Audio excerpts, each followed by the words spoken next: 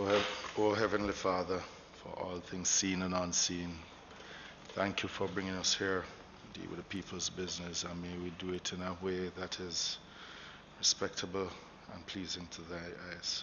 In Jesus' name, amen. Thank you. In terms of apologies for absence, I have received apologies from member Lisa Hanna and member Dr. Maurice Guy. Are there any other apologies? No. Okay. We will go into the next item. Just to welcome everyone here formally. The Auditor General and her team.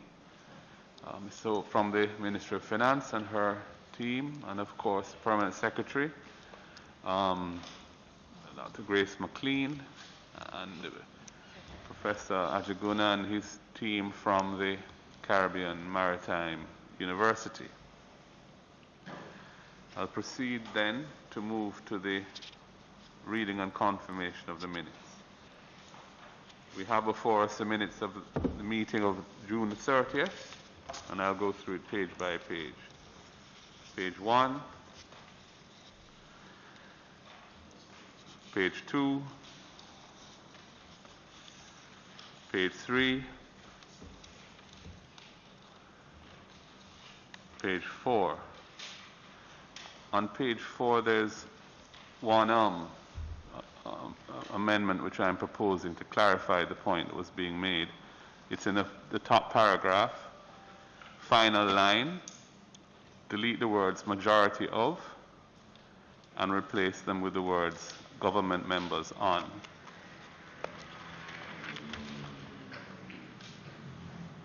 Also on that page, 2 paragraphs down, that begins member Phillips. In line 7, it said cap yes should be cap without the Y after the CAP. There's a doubling up of the Y there. Page 5, there's a minor correction in the second to last paragraph that begins member Phillips. On the second to last line, it should say, but rather this knowledge rests with. It should be an S.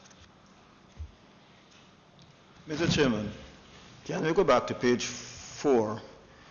It's because the majority committee are not agreed. It don't have to be this committee on government or opposition members. The majority, the standing order say the majority, so you can't state the government members.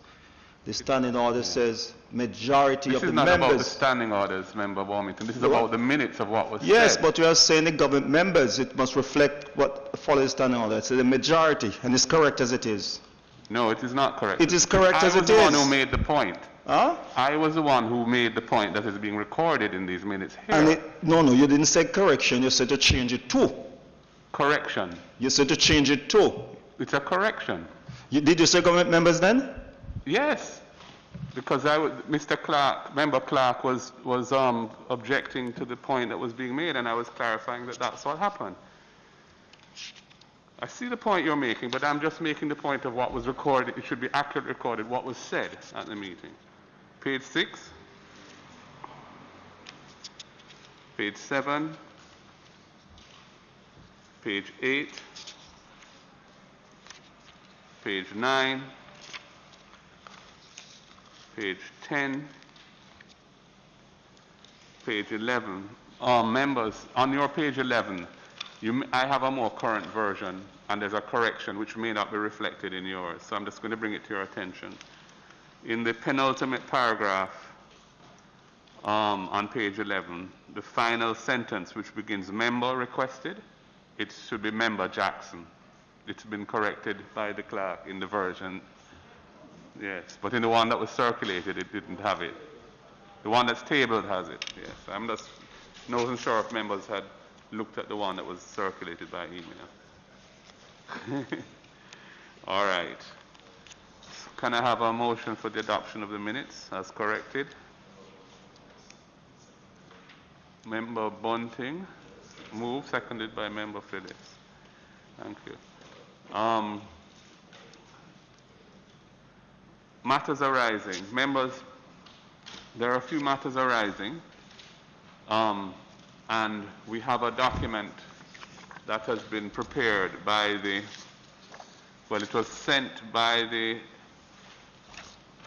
Caribbean Maritime University by a letter of July the 10th to the Permanent Secretary, Dr. Grace McLean, and it responds to some of the issues. However, the clerk has pointed out that there are a few others that have not been addressed, and I'm going to focus on the ones that haven't been addressed, on the assumption that persons have seen the answers that have been prepared and which were circulated. So on page 2 of the minutes,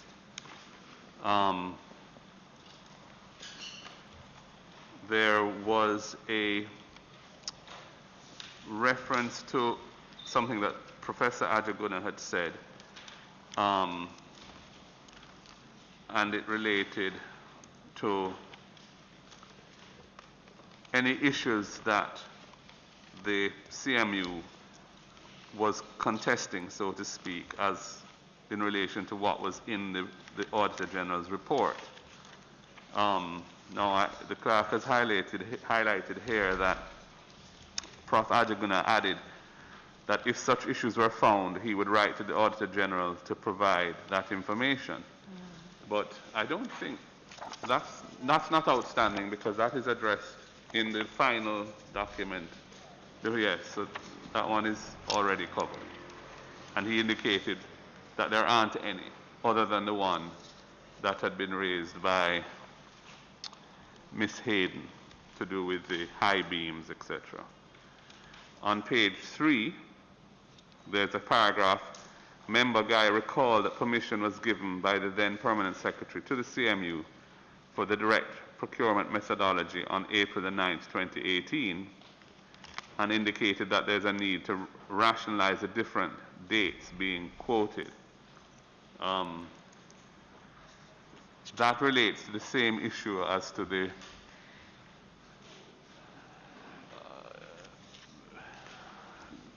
the procurement process with Logistics Company 1, BSS, and the dates at which certain events in that process took place. In particular, where we're seeing as reflected in the minutes, events that seem to have happened in April, which we're actually told were provided for earlier in March, and it was difficult to make sense of all that. So I don't know, Prof, if that could be looked at in some detail, because it's a major issue raised in the report, and we would just like a better understanding of exactly what was the scheme of events and the dates on which they took place, in light of what Ms. Hayden has told us and what is in the report. And the minutes of today, that are before us today, go through some of that. But that, I think we were asking, though Dr. Guy had asked for that to be clarified. In relation to page 4,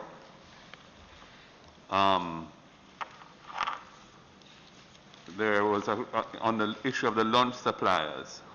Again, Dr. Guy was asking for confirmation as to whether the figures provided to us were in fact correct. And this relates to lunches and amounts paid for lunches, because there's different information at different times being provided as to the number of persons involved, beneficiaries or participants in the program, and the number of lunches provided to them. I don't know if that can be clarified. We were promised that it would have been clarified, because different documents showed different figures, and it was raised as the minutes indicated. So I don't know if the university or the ministry has an explanation on that. And the same point is made on page 5 of the minutes, actually by you, in the penultimate paragraph, again to do with different amounts being provided to us for the same thing, and trying to understand which is the actual correct figure. On page 7, and this was to do with the amounts that were paid to Mr. O'Neill Shaw, the 16 million, and a request which I made to Professor Adjournment to see if any further light could be shed on this matter. And it all again relates to the same issue. And that's on page 7 of the minutes, in the second paragraph.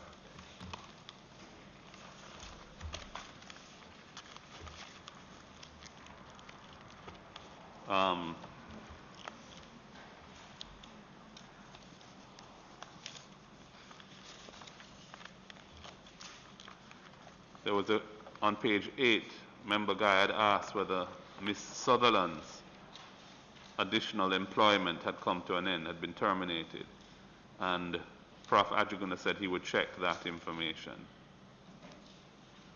There is, in the document that was tendered here, or put forth here, there is a memo relating to Ms. Sutherland indicating that a period of contractual employment from September 1, 2015 to August 31, 2016.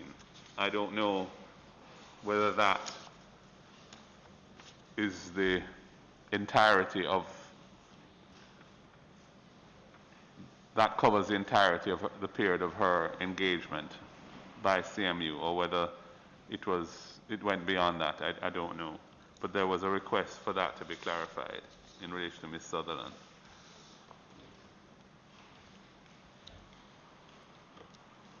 And there was a request of Ms. Harrison, the interim treasurer, in relation to the same issue to do with Ms. Sutherland's contract of employment, to see the nature of it and the period covered by it, and if the amount she was paid on the project was different from the amount she would have received from the regular payroll.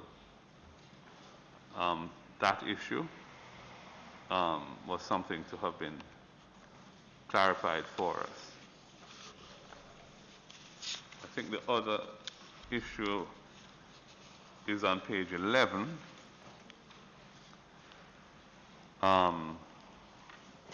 This relates to a point raised by Member Phillips when he'd asked the Auditor General if she had found other instances in which requisitions existed without purchase orders. This, I think, relates to what we had been told of a practice in which purchase orders were completed and signed after the goods had already been delivered. Auditor General said she was not aware of the process until Ms. Hayden had explained it to the committee, and she would therefore have to match that information with the information she had in order to determine the extent to which the process outlined by Ms. Hayden was followed in terms of the items identified in the report. And the Auditor General said she needed some time to review this information to identify where the anomalies lie. I don't know if there's anything further on that, but that's on page 11 of the minutes, AG. I don't know. Yes. Well, that's one of the matters which was covered. So I've only just referred to the matters which you have pointed out from the minutes were not covered by this. Several of the issues were covered by this, 4 of them to be precise, including, for example, the issue of whether the projectors and screens could be found and so on, and there is a response saying, yes, they've identified 6 projectors and 20 screens. Mm-hmm. Well, when we get... No, because, I mean, even in the response that was given by the Ministry and CMU, In this instance, they spoke of a model number EX3260. And this was a Epsom VGA. So the question is, since they did not record any of the items that were originally purchased, how do we know that these are the ones, or if they were the ones that were covered in that expenditure? Because, and when were these installed would give even a better reference, because going back to Appendix 3 in the Auditor General's report, it shows that the invoice for this VGA projector and the projector screens were purchased in September of 2018. So, you know, how is it that they're being able to cross-reference that these are... The fact that you have found some MSOM projectors and screens doesn't mean necessarily they're the ones that were covered by that that's procurement. And if it can be shown, then we would like to know. Yeah. Anyway. Madam Clerk, maybe it might be helpful to the CMU if the issues which you've identified that were not covered in their response could just be tabulated so they could have a look and see if there's anything they could provide to us in that regard. So a question really, Chair. Yes. To the CMU and the Ministry. What has been shown in Appendix 3, the purchase that was made on September 20, are you comfortable that these are the projectors that were purchased then? Or you're still unsure if it is?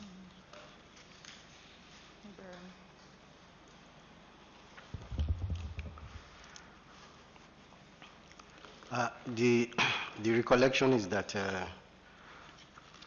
a number of projectors were bought between early 2018 to September 2018 to retrofit all the classrooms at the main campus and the Port Royal. So we have the conviction that all those projectors identified here those that we have installed, both in Kingston and Montego Bay. All right, so these serial numbers that were gotten, that you have in the documentation, is this from your records, or is it that they had to go and find the serial numbers? And how is it then that you reconcile it back to this projector that the list of items that you have purchased, which include the projectors, which you said you had no record of serial numbers for? Well, Professor Noel Brown is here. I think this exercise was conducted by his team. I will allow him to speak to that. Yes, good morning, everyone. Can you pull the mic down so that we can? Sorry. Sure. Good morning. Well, what I did, as we established, the receipt or the invoice did not have any serial number to identify the specific items that were purchased, the 12 projectors, for example. So what I did was, on the receipt, there was a make and model number, Epson EX3260 VGA projectors. So what we did was that we searched our records for those projectors, and we came up with 6, and that was what all of those were from, the serial numbers were from our records, and a member of my team went, checked where the projectors were installed, the serial number coincide. So I cannot say for certain that these are the projectors that were purchased there, but I presented that 6 Epson EX3260 projectors are installed at the CMU. All right, so this invoice 408 of 20th of September 2018 was for what quantity? Do you have any idea?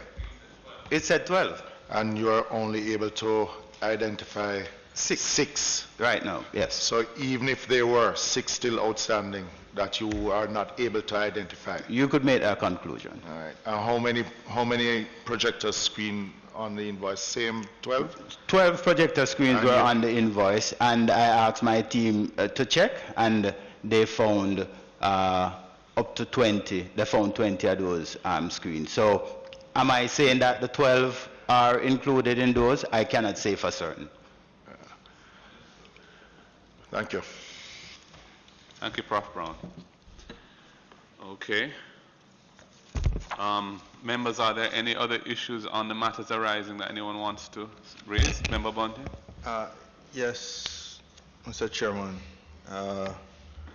We got this document, or this bundle of documents that have been bound at, I imagine, great expense to the Parliament, and it represents responses to matters arising from our meetings of, I think, June 5th and another day in June when we met. So it might have been the 19th. No, sorry, June 5th and June 12th. The problem I'm having is that it's 650 pages of information, and they're not cross-referenced to the specific matter arising in the minutes. So it gives us a great deal of work. I don't know if you have done it and can assist, but it's very difficult when you just get a sort of document dump of 650 pages without an index. Well, you have an index of what the documents are, I believe, but it doesn't make a cross-reference. There's a table of contents, of the actual documents that are in here, but it doesn't refer it to the issue that was raised in the meeting or in the minutes. So it really provides a lot of work for you to go back and try and make the connection of these 650 pages of information. I wonder if whoever compiled it couldn't give us the sort of document that they used to what they were responding to and which set of documents are responding to which issue. So it would make it a lot more easier for us. I don't want it to end up to just have been a waste of expenditure to put it together, and we can't really, doesn't end up being helpful. So, Madam Clerk, maybe you could inquire as to whoever compiled that document. I don't have the bound version. I have a ring binder, which is in 2 different volumes. I assume it's the same material, but if it could be possible to cross-reference the documents that are listed in the contents page there to the issue in the minutes that they were responding to when they presented those, it would then enable the members to more clearly and quickly identify which documents are responding to the issues that had been raised by members in the meeting, and would make that document a bit more user-friendly, because in the absence of that, it is a lot to expect persons to, on top of reviewing the minutes and other documents that come to us on a current basis, to go through that bound document to try and make sense of what is in it and how it relates to the discussions that were had at previous meetings. So consider that point, Madam Clerk, and maybe speak with the PS about it and see if that, if we could just go back to the minutes and say, this was the issue, documents 2, 3, and 4 relate to that, and just do a kind of a short matrix that guides the members as to what documents relate to what issues. Thank you. Thank you very much. Any other points from the matters arising? Okay, if not, we will move on to our main substantive. Just going back again to the issue of the discrepancies with figures, and to ask the CMU if they had gone through them and have they come up with an answer why there are discrepancies with the figures to do with the caterers. Well, like I indicated at the last meeting, those information were obtained from the books, and equally indicated that I've not been able to place my hands on. Not hearing you, Doc. I've not been able to place my hands on hard evidence of attendance registers and the like, and as a result of that, I've not been able to. And Dr. Brown, who has responsibility for that, has been on a sick leave. I'm not sure if we're speaking about the same thing. In different documents, monies that were paid out to the caterers. So you have a Carrier and Rose was paid 2.35 million, as opposed in another document 3.29 million. And we'd ask which is the correct figure and why were there difference in the figures depending on the documentation that we got. So we wanted some clarification on the discrepancies that obtained in each documentation. So we wanted to know if you had gone through that, and do you have an answer on why there are discrepancies? No, we haven't done that because we are still anticipating to lay our hands on additional documents that we have not been able to get to. Is there a time frame that we can expect the? Well, Dr. Brown has got another 14 days sick leave, so I expect that he should be in to provide some guides before the next PAC meeting. But aren't there? So just to clarify, what we're asking is where what has come to us indicate two different amounts for the same thing, two different dollar amounts or two different amounts of participants or at a particular in a particular course or exercise that was undertaken. We just want to understand why there are two different amounts that have been presented to us and which one is correct, or explaining why two different ones were presented. That's what we're really trying to get to. Well, we have to check back with accounts, but the figures I presented in my document is what I personally obtained from finance. And I think the other document was, the other figure was presented at the PAAC meeting. Yeah. You understand why the numbers that were presented to the PAC differ from the numbers that you got from finance when you did your research? Do you understand why? I don't know. No explanation. Yeah, we would like to know why that was. If I assume there is an explanation, and we'd like to know what it is. Madam Auditor General, can you help us on this?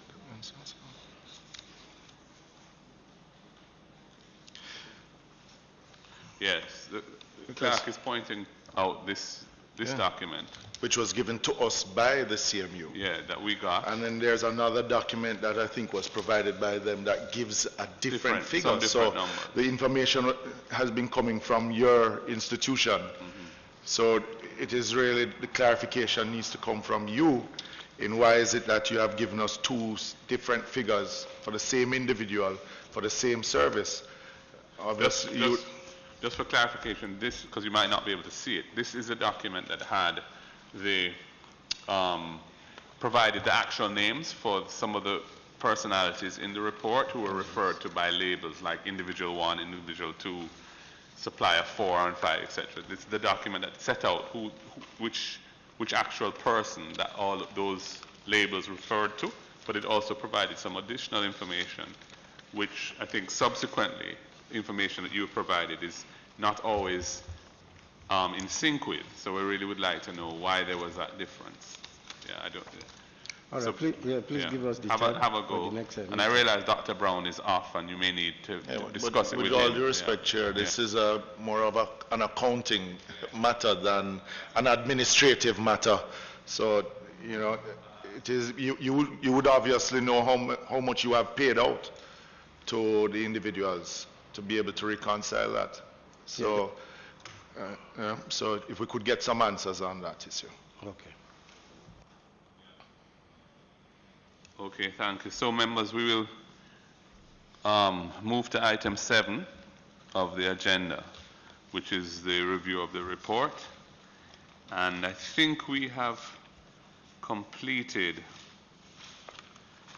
page 7 of the prompt, which is the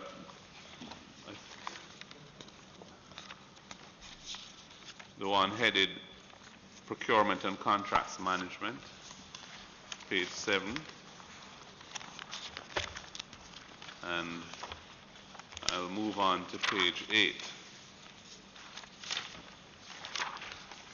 which goes through the issues in greater detail.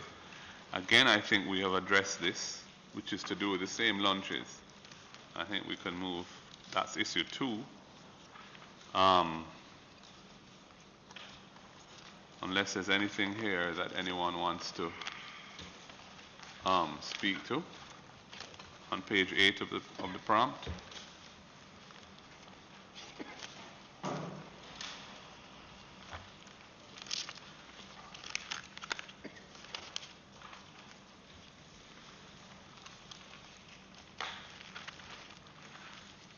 But I think we have taken this as far as we can at this point. So I'm going to move to page 9 of the prompt.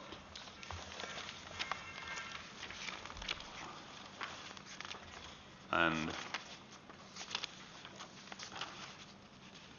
it relates to paragraph 3.27 of the Auditor General's report. 3.27, members, is on page 33 of the report. And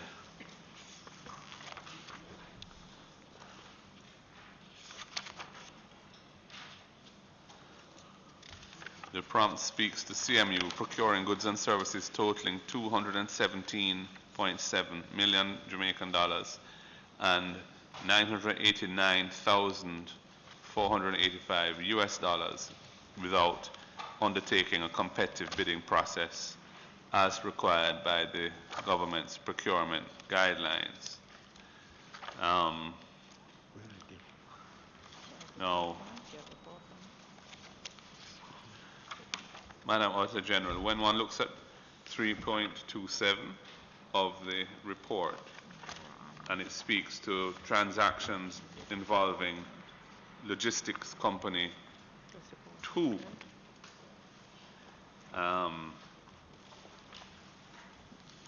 the totals in that paragraph, I don't think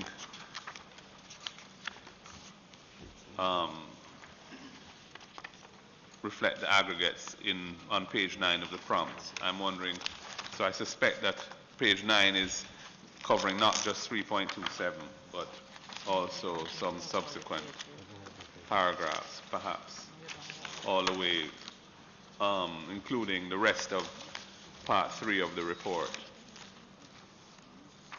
But maybe you could clarify that for us. Because 3.27 is dealing with the $45.28 million that logistics company 2 was involved with, of which 12.39 related to shipping costs for the sandwich panels and the clearance and delivery, and 33 million for demurrage charges. And 3.28 makes the point that logistics company 2 was engaged without any evidence of competitive bidding or a formal contract for their services. Yeah, Mr. Chairman? Yes, yes. Yeah, I'll just refer you to page 12, the executive summary. No, yes, of the report. Page 12, paragraph 6. And you see the mention of the 217 and the 989 in the footnote. So it is, as you have correctly stated, an aggregate of other matters that we would have addressed. Right, such as the catering services of 46.7 million, the computer equipment of 10.6, the construction works related to Block E that amounted to 143.9 million, separate and apart from the acquisition of the sandwich panels and other materials amounting to 989 US. 143.9 of local costs. That's correct. That includes the demurrage of 33 million and some other items. Correct. Members, this really relates to the procurement breaches for these large expenditures. Are there any questions anyone wishes to raise on this?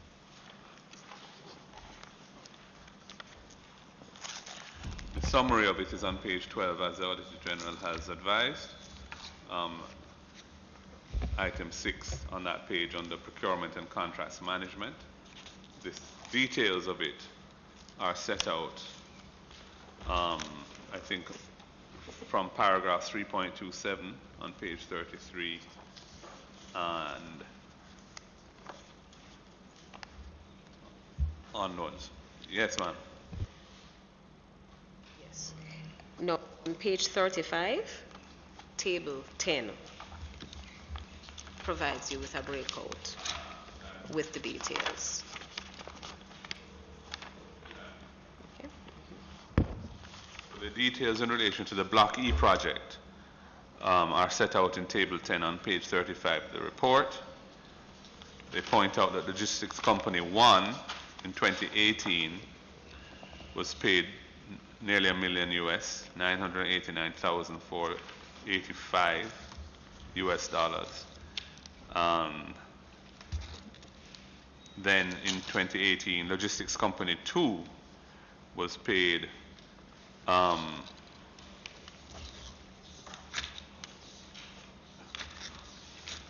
the 98.5 million Jamaican dollars for construction material and labor costs.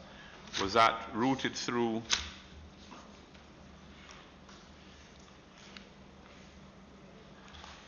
and I'm Auditor General, just for clarification, looking at table 10 on page 35, the 98.5 million that related to construction material and labor costs, that was that also paid through Logistics Company 2, or is that separate?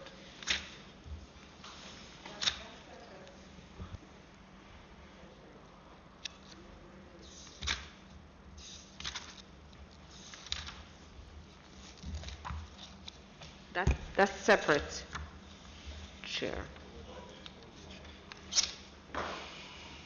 So there are three separate items addressed in table 10. Logistics Company 1 and Logistics Company 2, and then the construction material and labor costs for Block E. Mm-hmm.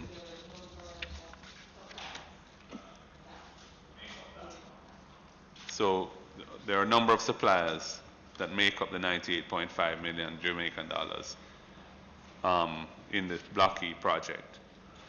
But none of that went through a competitive bidding process, as I understand it.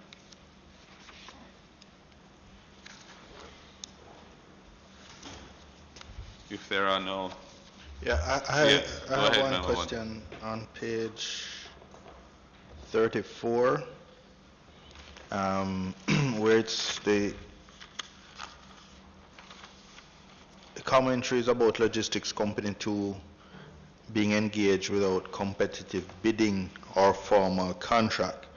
This is the company that ended up costing, or, well, the company that was engaged to ship the sandwich panels, which ended up costing the CMU 33 million in unnecessary demurrage charges.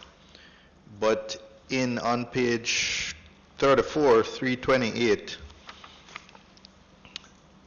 the CMU indicated that, and I quote, while it is a logistics training institution, it does not handle its own logistics services for the clearing of goods. It has utilized members of the maritime community, all of whom have relationships with the university, as either past students or partners in many instances, end quote. So, Logistics Company 2, ITZ Ship 24/7 Limited, or its ship, I don't know if that's how it's pronounced, would then seem to have had the members, it would seem to be one of these members of the maritime community with whom who had relationships with the university as either past students or partners. Can the president or anyone from CMU confirm whether the principals of this its ship 24/7 are past students or other partners with CMU? Well, the principal owner is a past student of the university, but he completed a diploma in international shipping and logistics. What's the name of the principal? I don't know if you can provide the name for me, please.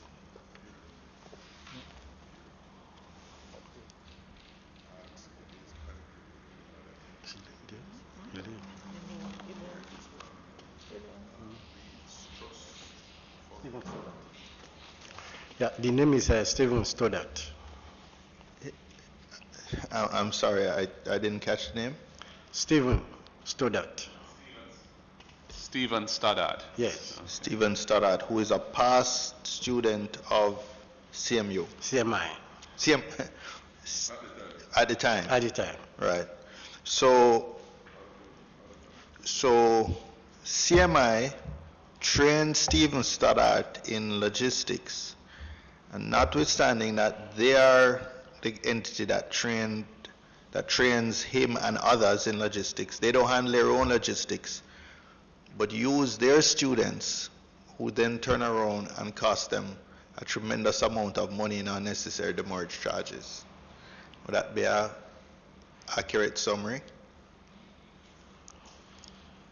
The first thing is, I wouldn't say student. He graduated, he completed his replace program student with graduate then. I would say a business person who happens to be a past student of the institution. And I think the issue of demurrage was explained by Ms. Hayden at one of the meetings, what actually led to that amount of money. And it is not as a result of improper training why that happened. It's not as a result of your training. And I think the problem was on the part of the university and not on the part of the individual. The problem was on the part of the university, Yes. why these demurrage charges were racked up. Accumulated, yes. Not the shipping company, No. not the logistics company, rather. Yes, sir. That explanation was given by Ms. Hayden. Yeah, it was an explanation that related to the invoices and bills of lading not facilitating the clearing of the goods on a timely basis, if I remember rightly. I don't know in terms of who is responsible for that. If you're hiring a logistics company to do this for you, I would say that they ought to have ensured that the documentation that was required to expeditiously clear the items so that you did not incur demurrage charges. That is part of their role, and they ought to indemnify you for these costs unless it can be clearly shown that it was your fault and not theirs. That's my own view of it, because why else are you paying them for the service? Were there any other principals, or was Mr. Stoddart the only main principal of that company? I'm not 100% sure, but I'm only familiar with Mr. Stoddart. Thank you, Chairman. I would love Professor to further inquire and advise on the questions you just asked about the other principles of ITZ. But further to the question from Member Bunting regarding ITZ doing the logistics and not CMU that trains persons in logistics. The construction of the building in question was being done by CMU. Was that so? That's quite correct. Okay. Is it the case that CMU chose to do the building themselves and not contract it out because they have expertise in construction? I think within the projects and strategic initiative department, we have people who are well versed in construction. The university employed them specifically for that purpose. So and they have undertaken other projects outside of the university. So for the same reason that CMU elected to do the construction and not contract it out, would the same reason apply for the logistics service that they have expert competence in? It wouldn't apply, because if we want to do that ourselves, we will have to go and register the university as a logistics or clearing company. We will have to do that first before we can do that by ourselves. Is logistics company 2, is it a customs broker, a licensed customs broker? I will ask Ms. Aiden to answer that question. Good morning. Logistics Company 2 is a consolidator freight forwarder. They're a logistics provider, so they will take the necessary steps to get whatever services we need. If they need to, they will use custom brokerage services or transportation, but their job is to get the goods from the port to the CMU.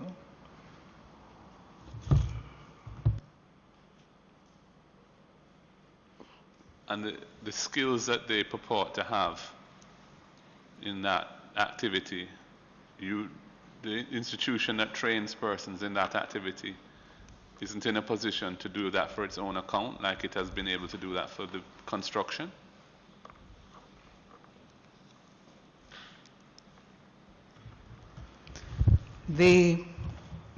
There's no one at the CMU that I'm aware of that has the skills to take on that responsibility. I do know that since we have formed a logistics unit, and that is, my understanding is that where we need the services, if we don't have the skill sets, then we will form the necessary relationships to make that happen. But I can't speak fully to the makeup of the unit now. So how does the institution teach logistics if no one there has the skill sets? I mean, this is very puzzling to me, Mr. Chairman. Perhaps that could be explained. Excuse me, sir. I think probably it was a misuse of word by Mrs. Hayden.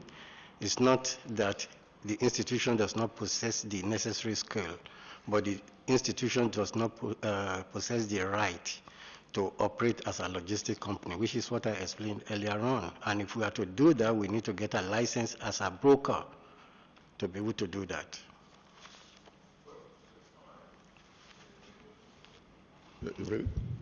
Prof, I'm not sure that's so. You may be right, but we were told by Ms. Hayden that that logistics company, if it needed a customs broker, it would engage that presumably on some kind of subcontracted basis. So it may not itself have been licensed as a broker. I'm interested to understand this. I'm not sure that logistics firms require any kind of licensing. I would be interested to hear if that's the case.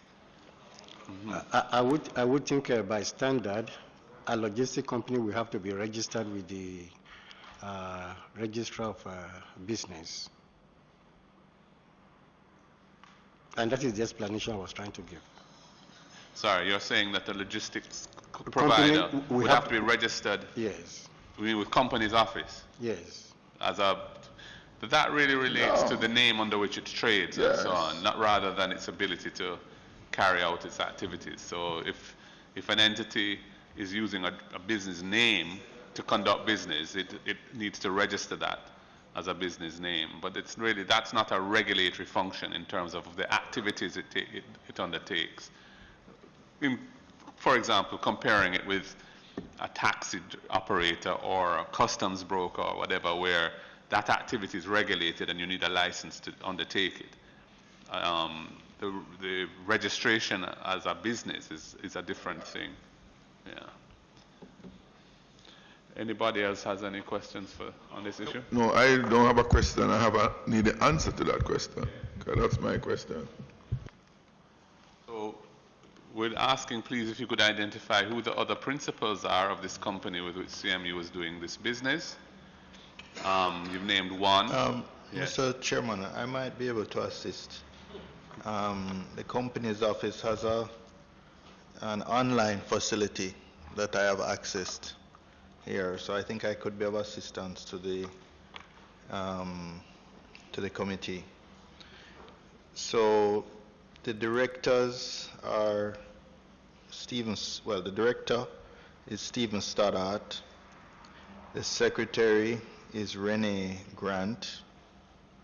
The shareholders are Renee Grant and Stephen Stoddart. And the activity, the core activity of the company is described as courier activities other than national post activities. Courier activities. So I don't know if this assists the committee. And well, that's quite curious, because obviously logistics services such as what they were being engaged for here is something totally different not courier. to what couriers do. But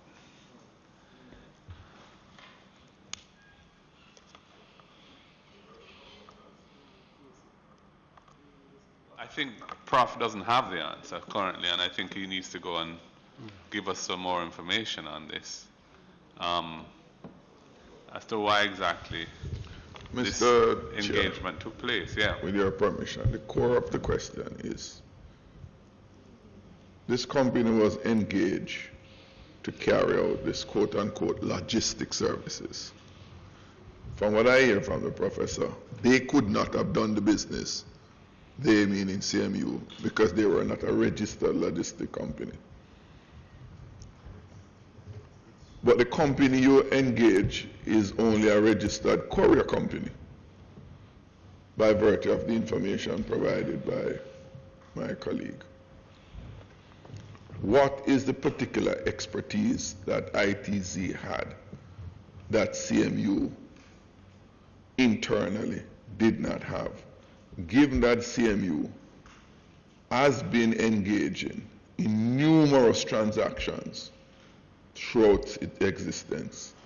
It buys many different services and many different goods over the years. What is it with ITZ that they were offering that you could not have gotten?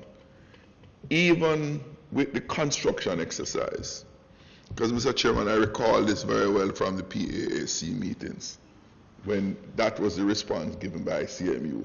They did it because they have the expertise in-house. That was the reason that CMU gave to the PAAC. In executing the construction of the building, it does involve engaging a number of contracting services from outside. And it did it. CMU did it. And I've been doing it. Why is it that ITZ was engaged? And given the fact that ITZ incurred enormous costs on the CMU, we deserve, Mr.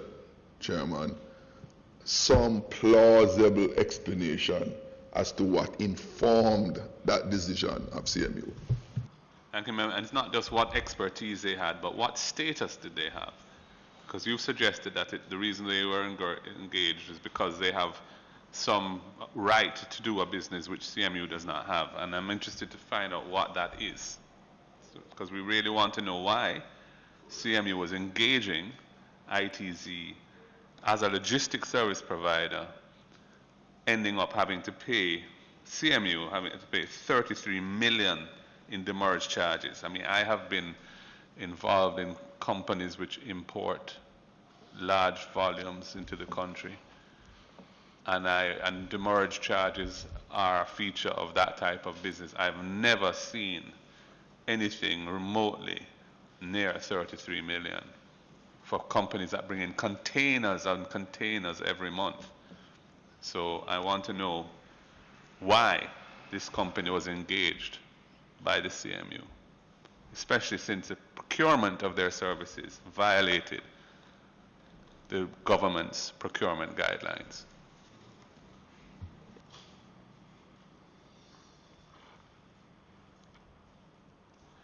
Members, if there are no other issues on that one, we can move to page 10 of the prompt. This relates to construction works in September 2017. The referenced paragraph in the report is 3.33, and we've looked at that and table 10 in particular. This is drilling down now to the $98.5 million Jamaican that CMU paid to various suppliers. And it says that CMU did not present the requisite building plans for the construction of that building to the local authority, the Kingston and St. Andrew Municipal Corporation. Neither did CMU present the formal agreements or contracts which would govern the procurement of materials such as hardware supplies and pre-mixed concrete. So the management response to that is that CMU will ensure that all necessary approvals are received for projects, and steps are currently being taken to regularize this. CMU will no longer undertake construction projects of this magnitude. So a policy decision has been taken, Prof, within CMU that CMU will no longer engage in large construction projects such as this one. Is there a threshold that which would determine whether or not CMU would be willing to do it going forward, or how would you distinguish between what is large and what is not for this purpose? Yeah, that decision was actually taken by the council for the fact that, in fact, a reference to what was said earlier on, we are not a construction company, and by so doing, we should not be engaging in construction, but rather minor, maybe adjustment to existing constructions, maintenance, and the like. And also, the council has put a stop to the university undertaking any form of construction with an external client. Is the CMU able to give us a final cost for the construction of this building? Are you talking about Block E? Well, yes. Block E is still at the foundation level. No, for this figure that has Yeah, been this given is the one where the building is 2 years later has not been completed. So Yeah. can we get a cost of how much in total has been spent yet so far outside of this figure? What is the Since plan? yeah. What is CMU's plan in relation to this? Having taken the decision no longer to do construction, having spent many millions of dollars on this building and it's not complete, what is your plan for this issue? Because are you going to just leave it as is? Do you intend to engage a contractor to finish it? Well, what is the plan? The initial intention was to engage an external contractor to take on the project to completion. But again, based on the financial status of the university now, we may not be able to afford to do that. So what the council has suggested, two options. One is for us to properly secure the materials, both the iron beams and the sandwich panels, until that time when we can afford to continue with the project. Or in the contrary, in order not to allow the material itself to get damaged, probably to sell them and keep the money so that the project can be completed in the near future. So you're saying that after spending close to $100 million, we're still nowhere near past foundation? Well, I will say where we are now is foundation, but the materials to complete the project is there on the ground. Yeah, but you have still spent, No, Phillips, just to Sure. clarify, it's closer to 300 million. All right, Because so it's 989,000 US on various materials and 143 million Jamaican on wasted expenditures like demurrage, plus the 98.5 that was part of that 143. yeah. So 300, thank you, Chairman, for that. So 300 million has been spent so far. And, and looking at the photographs here and what you're saying is that we're nowhere closer to having a building. So that money has been spent and you are not even sure if you can put up a building because of the financial status of the CMU, as you're stating a while ago. So is it the intention of the CMU to recover back any of this that they have spent and is sitting down there, basically? Prof indicated there are two possibilities. One was to try and finish it with an external contractor, but they don't have the resources to do that currently. So that, for me, is not on the table right now. Not on the table. The other would be to sell what you have and try and recover whatever you can from selling the materials that are on hand, rather than letting them deteriorate or maybe go missing or whatever it may be. Has a decision been taken in that area, in that regard? A decision has not been finalized. The last decision by the council was for Ms. Hayden to give a total cost of securing the materials, because they are heavy materials that will require lifting equipment to put them back in containers. So, and I think Ms. Hayden submitted that estimate to the council already. So that is still on the table with the council. So by when will you make are you expected to take a decision on this? Because the longer you take is the more expensive it's going to take to put up this building. And will you have the money? I'm not sure what cost Ms. Hayden gave to the council, but to store it. Yes. And can the university afford storing it for a protracted period of time?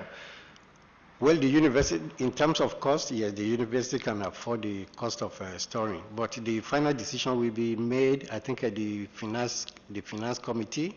The subcommittee of the council should be meeting next week. And I presume probably final decision will be made as to the way forward. You know, Madam Pierce, I think it's something that yourself, your office and the ministry ought to get involved in quickly, because the longer no decision is taken, is the more it is going to cost. And already it is a shame that we have spent over $300 million and all we are seeing is steel popping up out of the ground, not even full foundation, basically to take what has been spent since 2017. So you know, and it would be also good to know if you really have all the material that you have purchased, are they still there? They are there. They are. They are there. Well, at least something is still there. And remember, the approximate $1 million was in materials, high beams and sandwich panels. Yeah. Ms. Hayden, what is the cost of storing these items based on your analysis? I think I'd need to double check the figures and send it back, but it was under $1 million because we would be utilizing the containers that are there and tarpaulin. The sandwich panels can be stored in the sun. They have plastic coating over them. So the concern was about the steel beams. And that would be, the $1 million would be largely what? To move them into the containers? Most of that cost would be to move them into the containers? Yes, it would be for the rental of equipment and for the manpower because the steel beams can be lifted by a crane, but the sandwich panels would need to be lifted by individuals because the crane would damage the sandwich panels. These containers are owned by the same? They are owned by the CMU and are on site. All right. Members, anything further? On page 11 of the prompt, we have a discussion in relation to the sandwich panels, high beams, etc., and the absence of a framework agreement. At the time, and it ends with the commitment from the university to put necessary steps in place to ensure that a framework agreement is in place prior to shipping and clearing materials using their programs. Just out of clarity, what are we referring to when we say a framework agreement here? What are we actually talking about? An agreement, a formal agreement with whoever's supplying what the services that you say you don't have in-house, the logistics services in-house? What do we mean when we say a framework agreement here?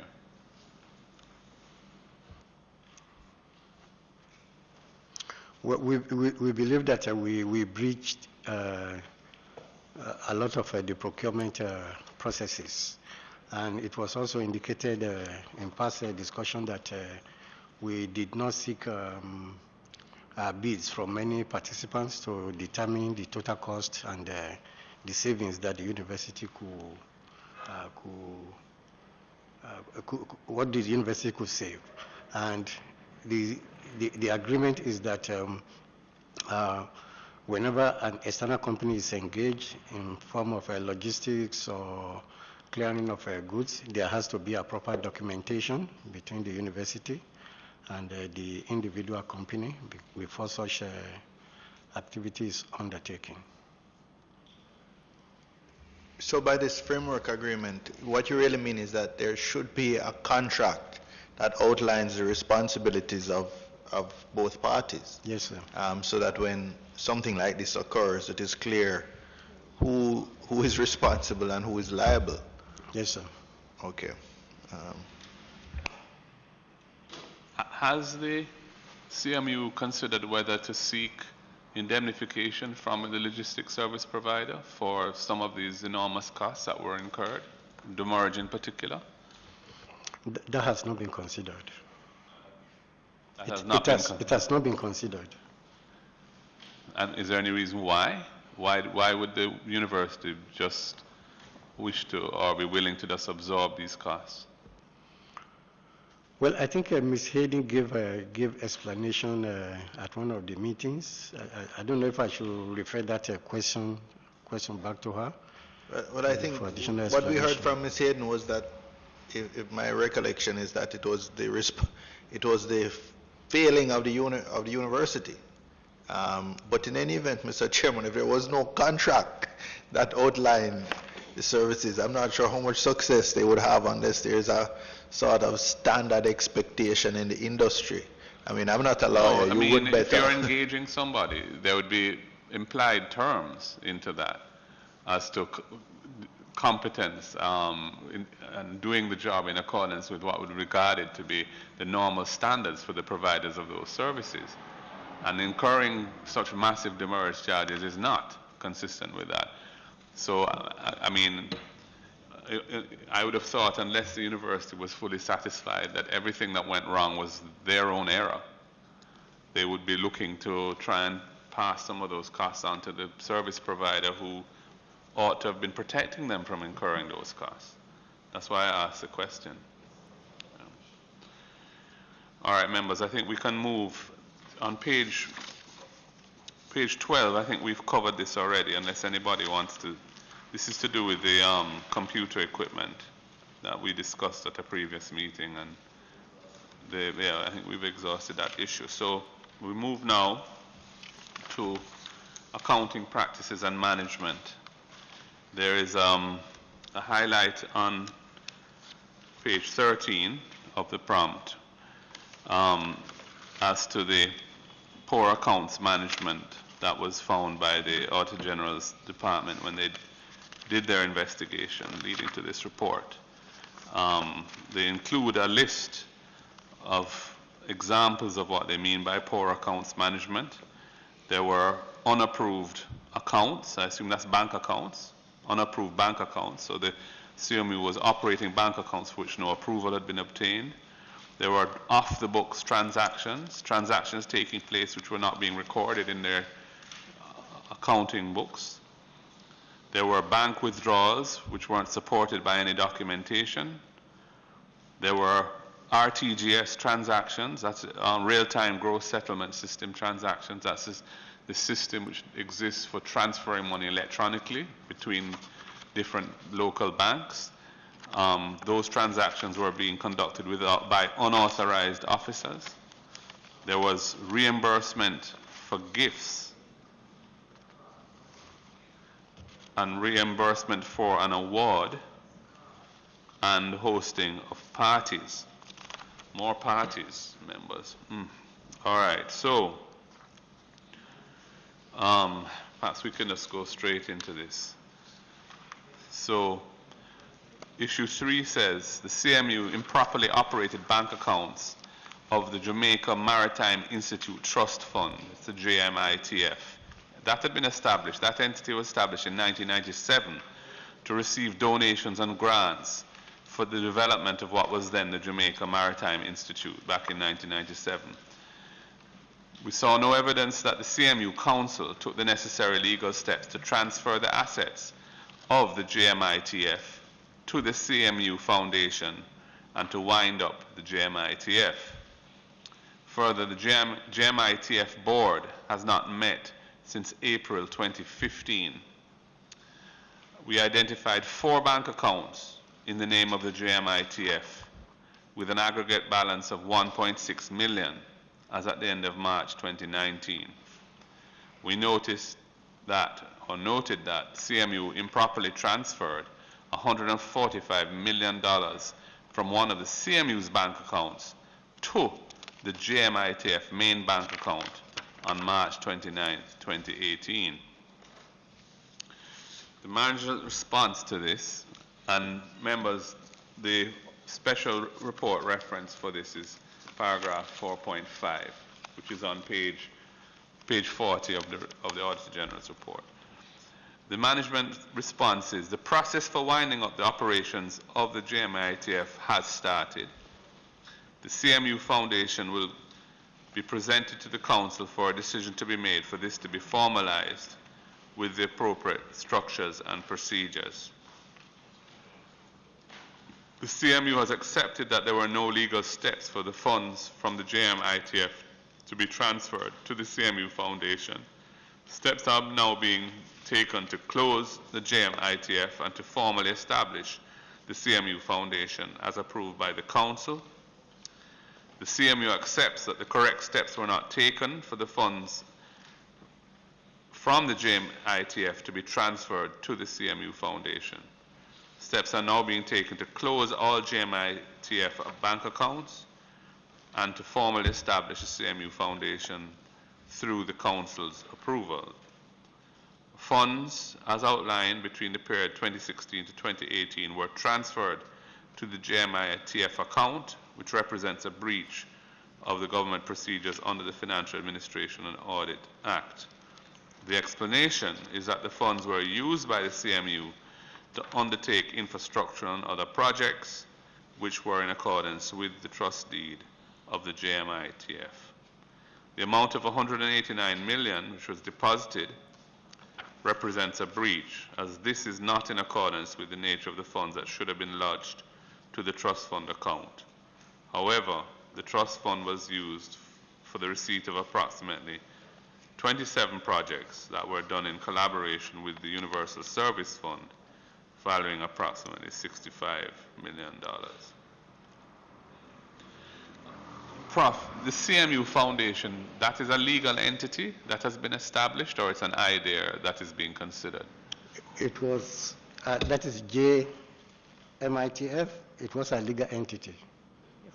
I realize that the JMITF was, and was established back in 1997, which is over 20 years ago. But there are references here to the CMU Foundation, as seems to be some kind of successor organization. Are you aware of that? Does it exist, or is it just something that's being considered by council? It is in consultation with our former legal counsel. That foundation was actually established, but we have the plan now to close the foundation and to open a new, or to start up a new foundation.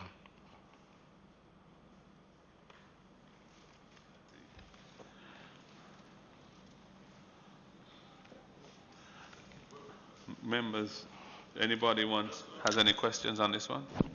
On the foundation, Professor, did the foundation raise any funds for the CMU?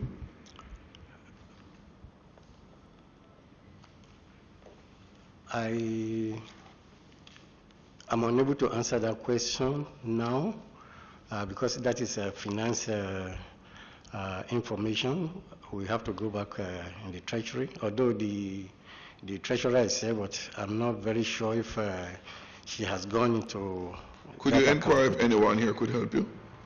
Pardon me? Is anyone here from the CMU that could help you? I'm not so sure if the treasurer is here, but I'm not so sure if she can answer that question. What she said. With the treasurer.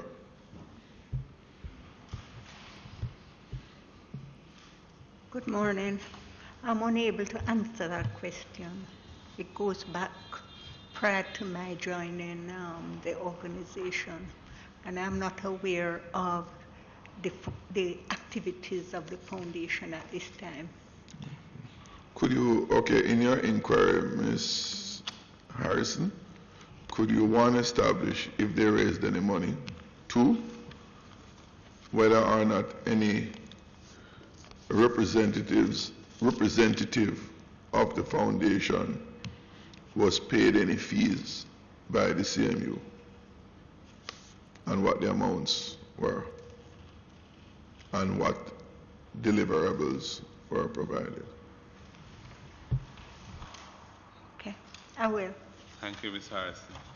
I mean, interestingly, members, if you look at paragraph 4.5, the Auditor General's report says that in relation to this deposit of 145 million to the trust fund, it represented a portion of the funds disbursed by the Ministry of Education to the CMU for the payment of salaries in March 2018 based on a budget request.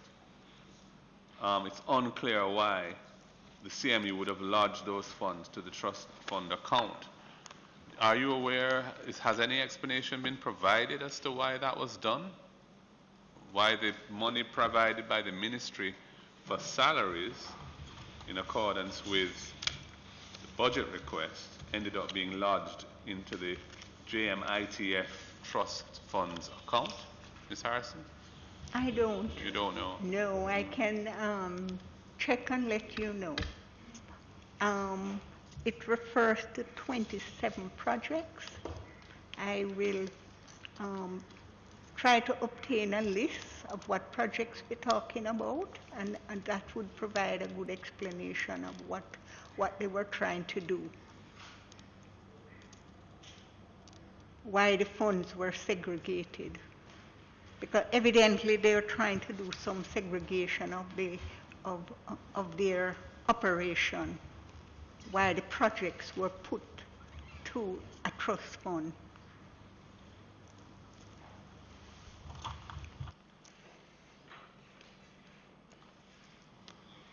Comments? If not, we'll move on. Just to wrap up, as you're moving on, Mr. Chairman, in summary, the Jamaica Maritime Institute Trust Fund was established to assist needy students with the cost of attending the Jamaica Maritime Institute.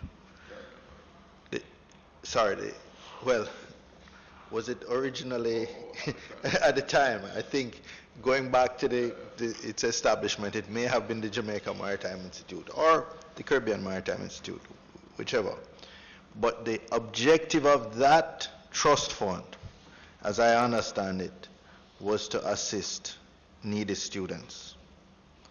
And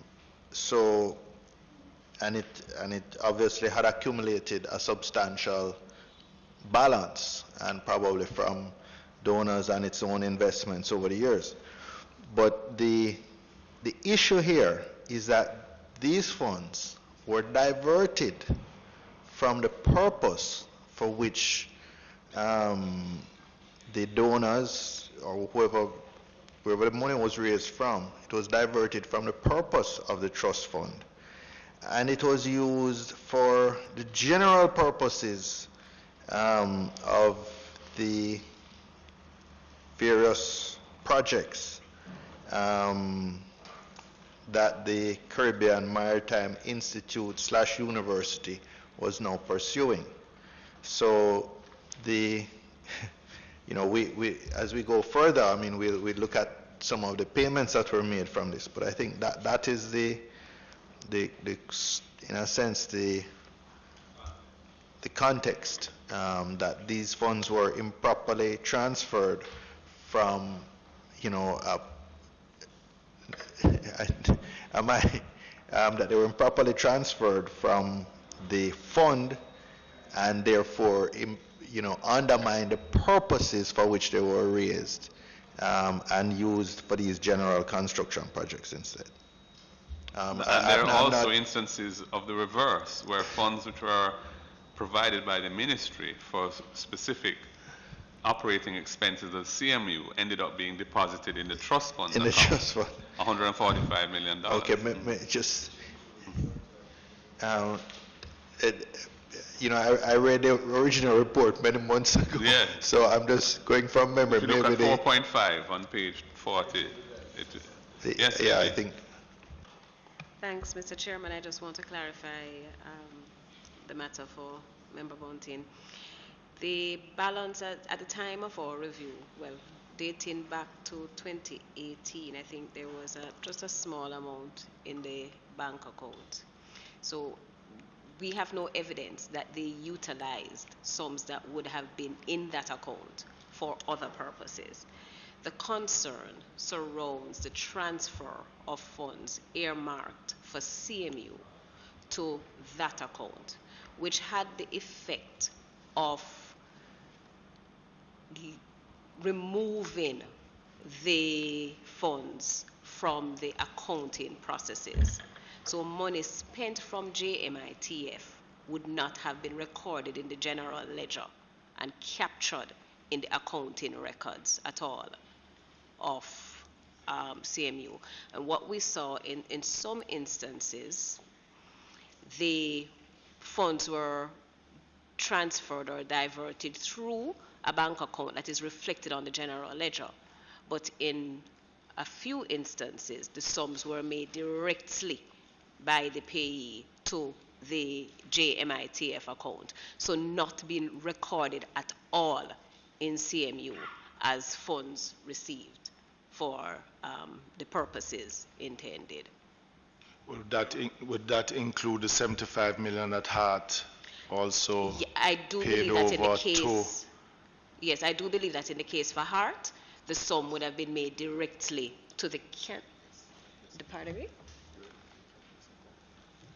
Well, that was made directly to the CAPS account, but the transaction was not reflected on In the the general general ledger ledger either. for CMU. More directly to the AG. In item 4.6, you directed us to appendix 4. And there are numerous payments made and for which the purpose was not declared.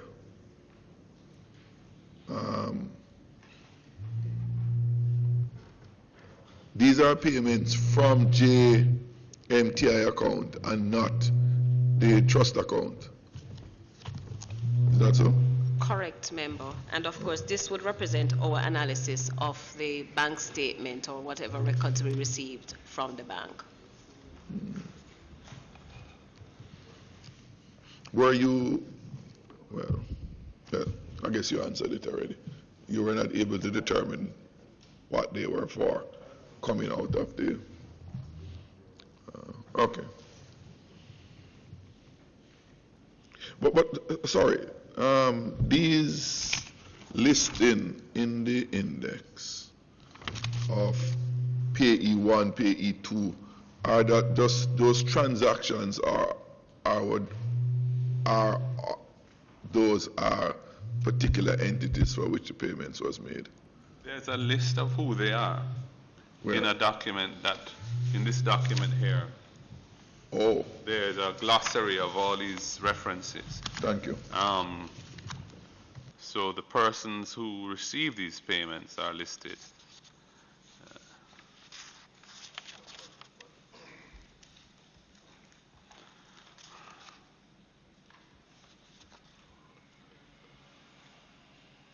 Logistics Company 2, for example, received a $1 million payment for a purpose which was not declared on the 13th of June 2018 from this account.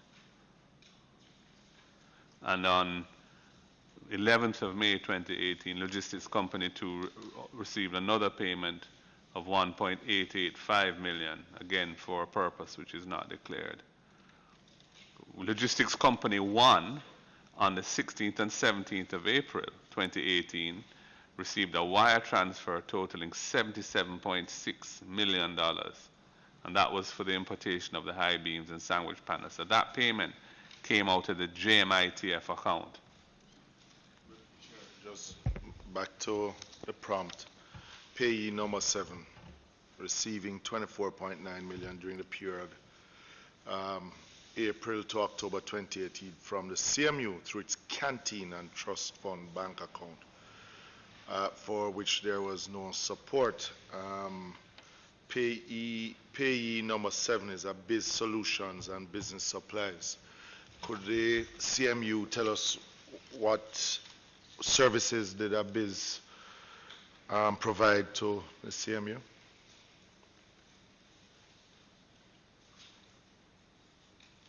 Prof, are you able to?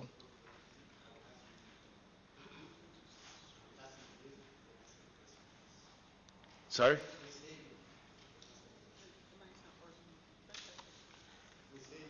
Turn on the mic. Yeah. Yeah. Okay. Yes, I'm asking Ms. Hayden to answer the question. If she is able to provide the answer, no. Ms. Hayden, are you able to answer that question? I know that we have purchased solar-related material and building material from ABIS, but that specific one, without seeing the documentation, I can't answer to what exactly it was. They have provided solar-related equipment to the universities. That's Not equipment, material. material. Yes. In the projects that were done for the Universal Service Fund.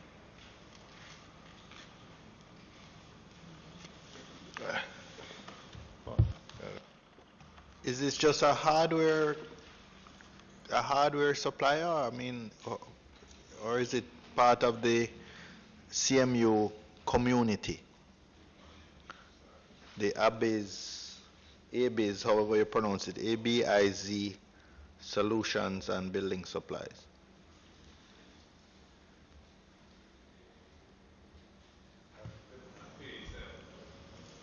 Page 7. As far as I know, ABIZ is a building supplier. I can't speak to the CMU community. From your office, how many projects have you or have they supplied material for? Because what we're trying to find out is why would they be paid through the canteen account, Chair, if it is hardware supplies or supplies for solar or whatever it is. So that is what we are trying to. And it's interesting where in the report itself that the Auditor General said there are no support for the payments. Is that what you're saying, Madam Auditor General? No? So I don't know which one that relates, but I'll check my records in terms of the projects we've done with using the services of ABIZ, but the projects unit doesn't control where the payments are made from, so that's not something I can speak to. I understand that. We are trying to figure out why. So, Chair, if that is the case, can we then get a list from Ms. Hayden's office through the university of the list of projects that ABIZ have been related to? Yeah, certainly. But I just want to read 4.8, which is on page 40 of the report at the bottom. Included in the 41.2 million were 5 checks drawn on the account that were encashed in the sequence 509657 to 509661, one amount of 4.1 million on May 18th, 2019. So they were cashed 2018. So $41.2 million, comprising 5 checks, were cashed. At least 4.1 million of it was cashed as part of that 41.2. 3 of the recipients were related parties who received approximately 2.4 million in cash from the same branch on the same date. Further, we noted that 17.6 million of the unsupported payments were made to one company, which is paying 7, which we've identified now as ABIZ, between April and October 2018. Pay 7 received another 7.3 million from CMU through the canteen bank account, which was opened in May 2018, for which there is also no support, bringing the total unsupported payments from CMU to Pay 7 to $24.9 million. So your question is quite appropriate, and just repeat it for me so we can capture it properly. Yeah. So that we can get the documentation from the CMU on the projects that they would have engaged ABIZ Building Solutions in, so that we can know, we can tie back all these figures basically to see if it was valid for money, 1, and 2, if there were any purchases, any at all, that was done through the CMU to ABIZ for the total that is here in the Auditor General's report. Mr. Chairman, on the prompt on page 16, it does say that these funds were withdrawn by letters of authorization under the signature of the Deputy President, who I believe is Prof, who is here before us. And so he would have first-hand knowledge of this. And in the comment, in the response from management, it says the officers who authorized the withdrawals, including the said deputy president, say they have the necessary supporting documentation. So I imagine that we can get a prompt account of how this, of how this occurred.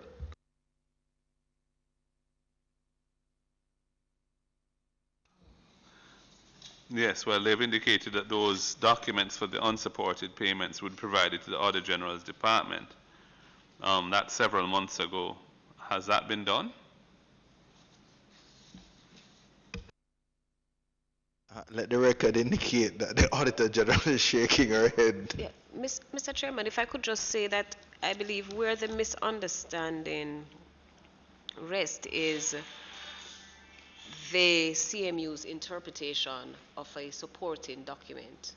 So what we may have seen in some instances, we would have seen a letter giving instruction to transfer the sums, but nothing to support the purpose.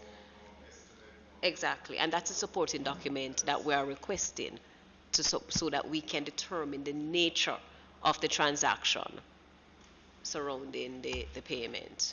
And I'm hoping in this instance we can get purchase orders from the CMU that can probably somewhat support if there are no invoices. Right. At least a purchase order.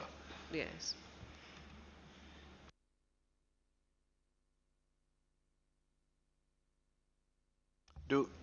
Could we ask, Prof, do they have these invoices or purchase orders or engineering estimates, quotations, something that would have formed the basis for the letters of authorization?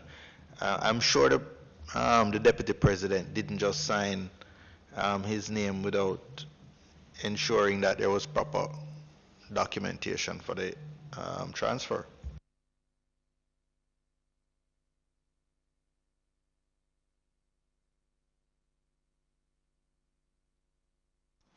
Yes, that is quite correct, and that is why Elaine was saying that unless she lays her hand on some of the documents, I have before me here invoices from ABIS company, and maybe we may need to match up that. Yes, whenever there is need for bank transfer, there are various reasons for bank transfer. Sometimes to a client's account, and sometimes it may be from one bank account to another account to facilitate some transactions. So these have been provided to the Auditor General's department? Yes. April 30, 2020. So AG, were you aware that these had been provided to you?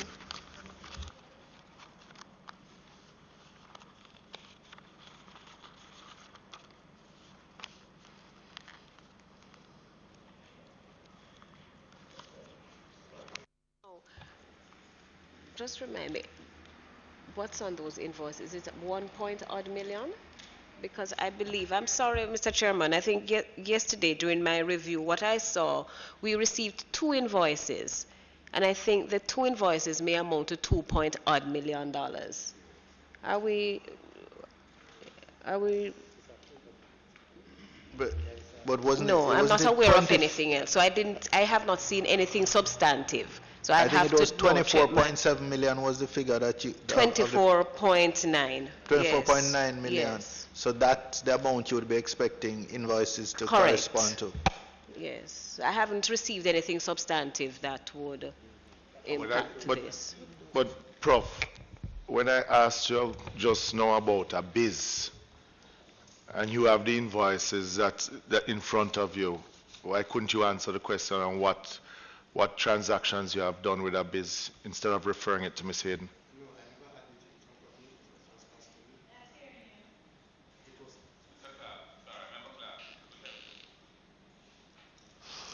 Somebody needs to come and fix it goes on and on. Yes, I never had the document in front of me. It was just passed to me. Right. So now I that never you had have it, Yes.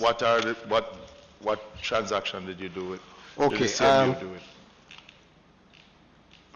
Okay, if I may go through the letter that was sent to Auditor General's Department, it has the following figures. April 30, 2020. April. April 30, 2020. Does that figure, though, I think the answer that we want or we're listening for is the figure that you sent to the AG in April, does it amount to $24.9 million? What we have here is more than that amount. We have 9.6 million information which was provided to FID, 14.1 million payment by CMU, including 7.3 million to ABIS, 41.1 million payment through GMTIF. This is all related to ABIS? No, not all. No, so it, No, he mentioned that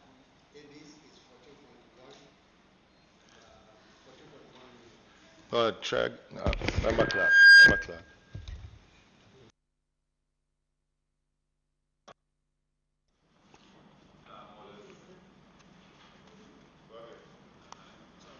Yeah, I say 14.1 million payments by CMU to ABIS, and evidence was provided. 14.1? Yes, sir. Yes, ma'am.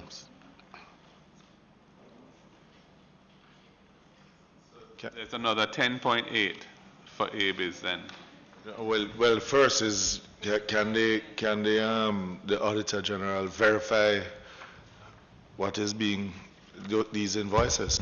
I will have to confirm with my records management unit when I return to the office, because we're not aware of that information. So Chair is ready to get some clarity from them.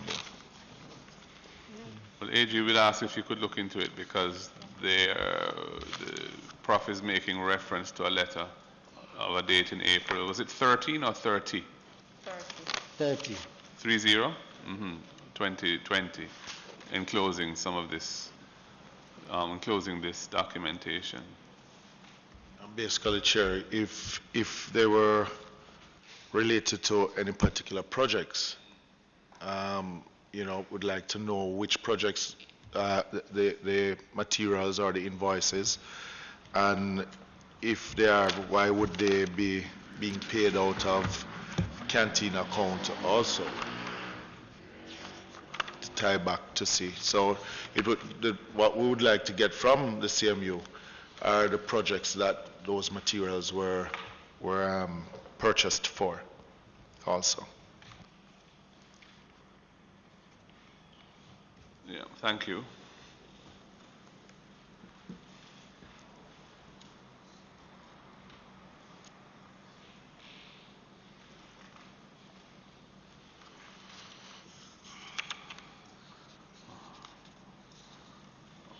All right.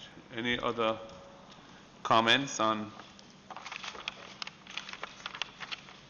that? If not, we can move on to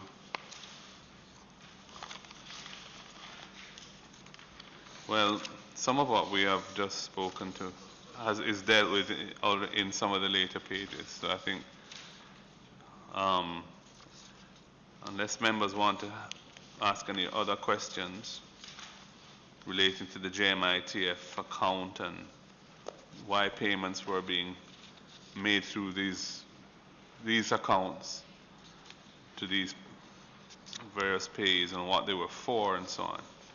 I don't know if there's anything further we need to focus on at this point.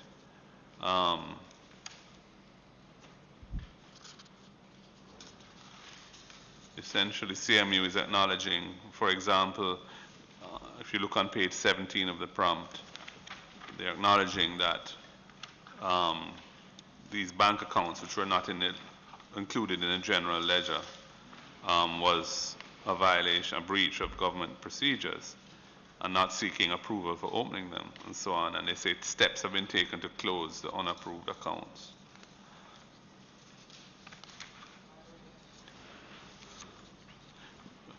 Members, if you look at page 18 of the prompt, the President was reimbursed for fixed assets costing US $12,697.41, which was reportedly, those assets were reportedly purchased on behalf of the university.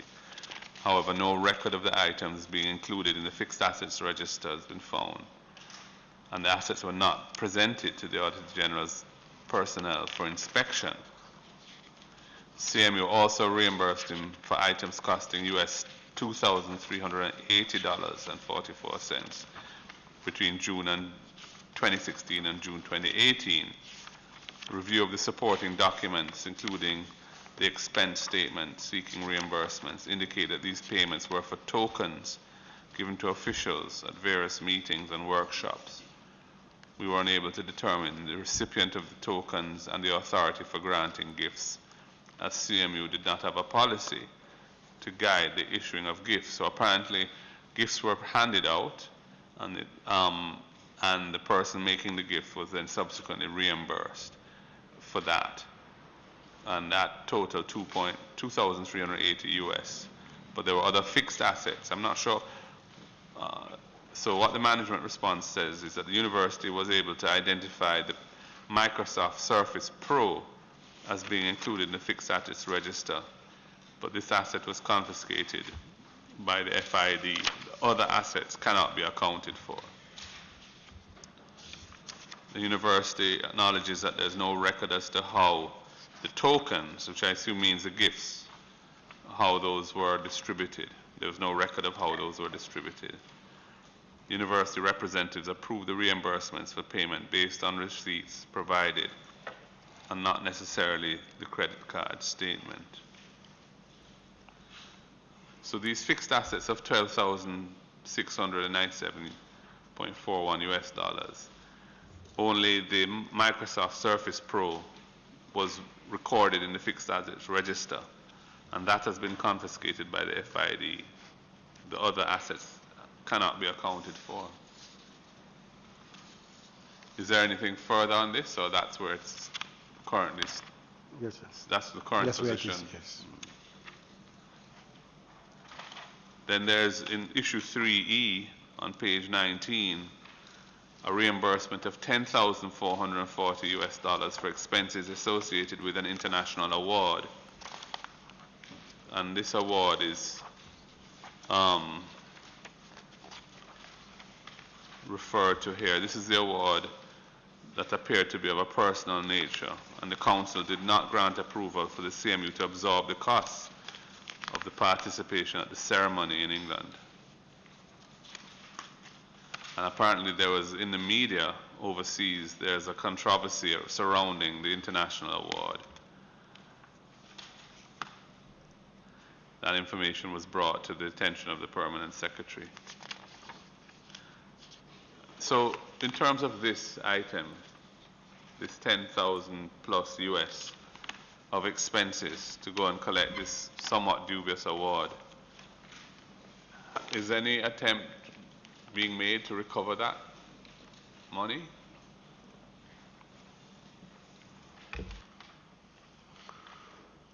Well, from our investigation, the total amount did not relate to the award. I think 4,000 plus, or approximately 5,000, related to the award. The difference was for him to participate at the conference, leading to the award. However, there has been no attempt to recover any money, because when the award was received, we all accepted it in glory by the university and as well as our stakeholders across the Caribbean. So we didn't see it as a personal award at that time.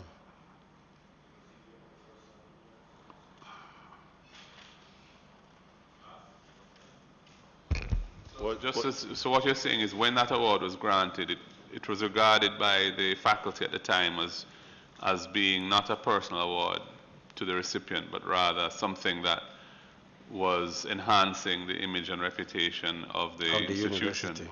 Yes, sir. Was the then president the only individual from the university that went to that conference? If he did what? Was the then president the only individual from the university that went to that conference and the award ceremony? Yes, sir. Yeah? The Socrates Award. That was the Socrates Award. Yeah, it was the president alone from the university.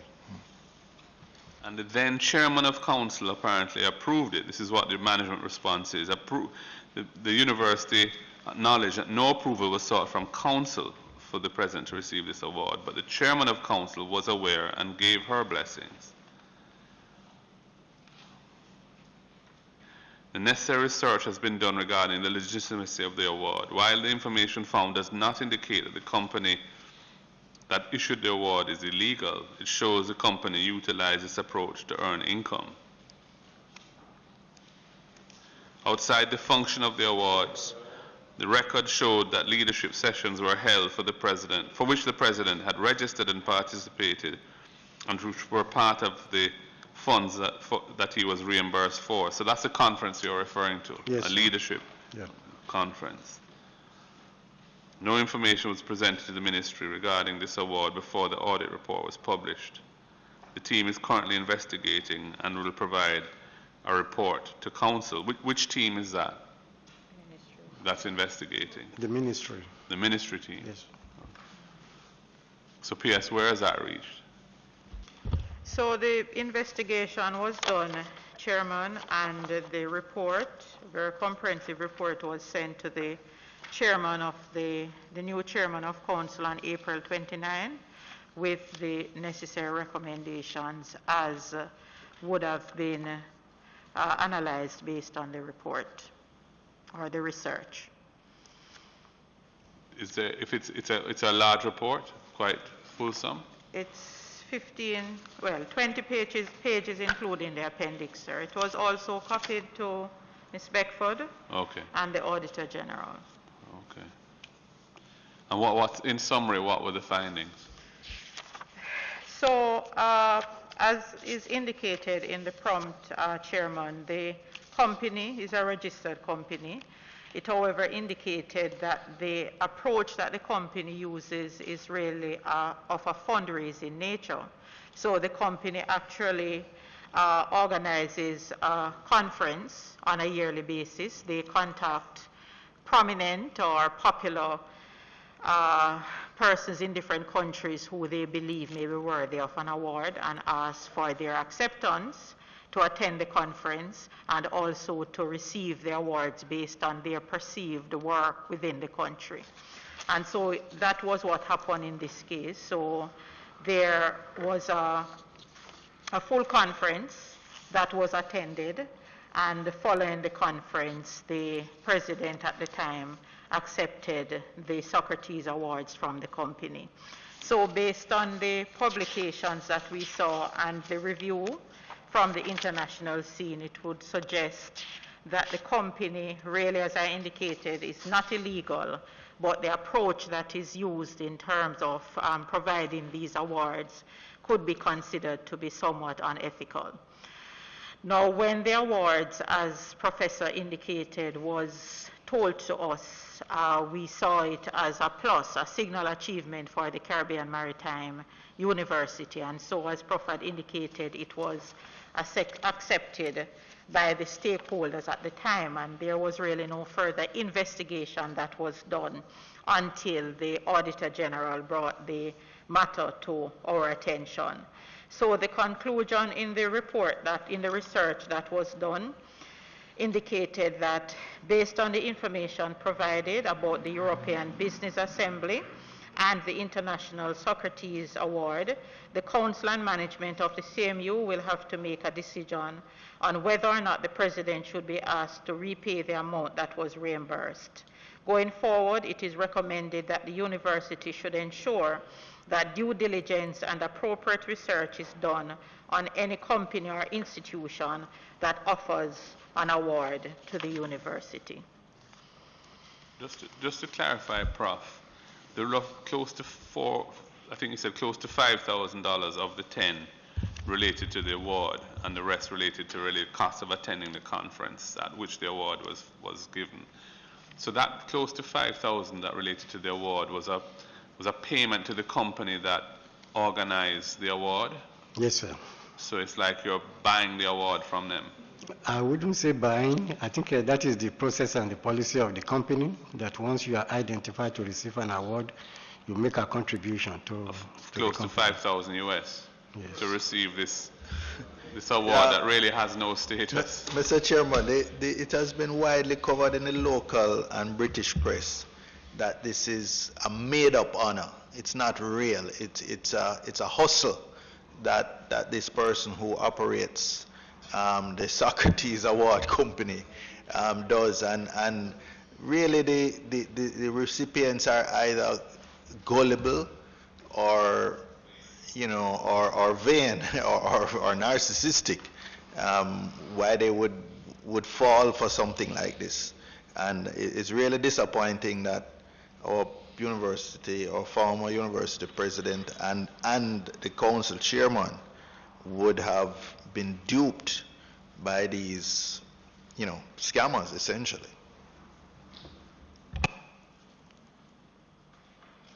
And ultimately at the cost of the institution, which is unable to complete a building because it doesn't have financial resources. So it just shows you that, wasted expenditure has consequences, as we all know. Yeah, she alone gave it. 3F on page 20. Amounts totaling 1,515,792.07 Jamaican dollars was spent by related entities of CMU to host parties for senior officials. CMU spent $674,930 for a private party for the former Minister of Education, Youth and Information, which was approved by the President. In addition, we identified another payment of $406,747.57, which was approved by the then Chief Education Officer at the Ministry in respect of a surprise birthday party for the CMU President. Additionally, the Ministry of Education held an appreciation dinner for the former Permanent Secretary, costing $434,114.50, which was funded by the Joint Committee for Tertiary Education, JCTE, whose chairman was a connected party to the ministry. The ministry also breached the staff orders when it solicited sponsorship from a connected party for a celebratory dinner for a senior officer. So there was quite a bit of joy being spread around in this regard. The management's response, it is to be noted that, or it must be noted that, there is a circular issued by the Ministry of Finance that speaks to welfare activities. This circular specifies the activities and amount allocated to each staff member. The circular was used in this case as the overarching guide for this directive to have been followed. As is stated, the directive was given for the party to be coordinated. All bills and invoices were provided for audit scrutiny. It must be noted that there was no intention to breach any policy, as the circular from the Ministry of Finance speaks to the conduct of welfare activities. I see. But I don't think it's the intention of the Ministry of Finance that public funds to the tune of over $650,000 are to be used for private parties for ministers and other officials. Unless members want to say anything about this, I think we can move on. It's fairly clear that this was irresponsible behavior to have incurred these costs. And it seems to have been a pattern at the time because there were a series of these events.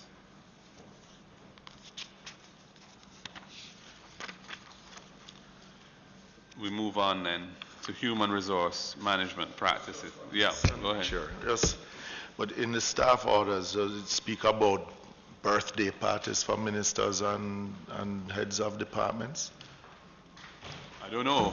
We're told here that it speaks to welfare activities. May I assume welfare activities are things like where people are facing hard times and support is being given to help them out Madam of a Pierce, situation? does it speak to? Not the staff orders, sir. They made reference to the circular by the Ministry of Finance, which gives guidelines as it relates to welfare activities that can be organized by the Birthday ministry. parties for individuals included in that? So there are circular? areas that are listed. I have a section of the circular here, sir, if you would permit me to read Sure. it. So a maximum of $7,000 per employee, subject to a total annual expenditure cap of $8,000 for entries with staff complement above $2,000. Maximum expenditure of $150,000 in instances where the $7,000 per employee would amount to less than $150,000. The proposed expenditure within the limit should be included in the respective heads of estimates. Heads of government agencies may authorize the expenditure from public funds towards the cost of social functions and activities for staff. Permissible events include Christmas or other holiday get-togethers, fun days, games evenings, flowers for birthdays, deaths, and major anniversaries, awards and awards functions, recognitions of retirees, incentives or recognition schemes, staff retreats, sports, and similar activities. Could you just repeat the limits? You say that 7,000 per employee. Yes, a maximum of 7,000 per employee, subject to a total amount, a total annual expenditure cap of 8,000 for entities with staff complement above 2,000, or above 2,000, sorry. A maximum expenditure of 150,000 in instances where the 7,000 per employee would amount to less than 150,000. So where on that you just read out would these activities fall under?